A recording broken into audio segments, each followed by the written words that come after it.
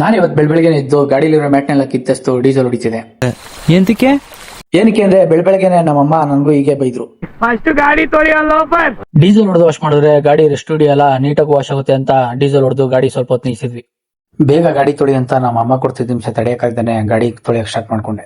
ಅಲ್ಲ, ಈ ಕಂಜೂಸ್ ನನ್ನ ಮಗ ನನ್ನ ತಗೊಬಂದಾಗ ತೋರಿಸಿರೋದು ಬಿಟ್ರೆ ಮತ್ತೆ ಇವರ್ಲೇನೆ ತೋರಿಸ್ತಾ ಇರೋದು. ನಾನು ಬಡವ, ದುಡ್ಡಿಲ್ಲ ನನ್ನ ಹತ್ರ. ಸರಿ ಏನೋ ಪಾಪ ದುಡ್ಡಿಲ್ಲ ಅಂತ ಅಡ್ಜಸ್ಟ್ ಮಾಡ್ಕೊತಿದ್ದೀನಿ. ಅಪ್ರೂಪ ತೊಳಿತಿದ್ಯಾ, ಚೆನ್ನಾಗಿ ತೊಳಿ. ಟೋಟಲ್ ಬರೋಲ್ಲ, ನನ್ನೇ ನೋಡ್ಬೇಕು. I love you.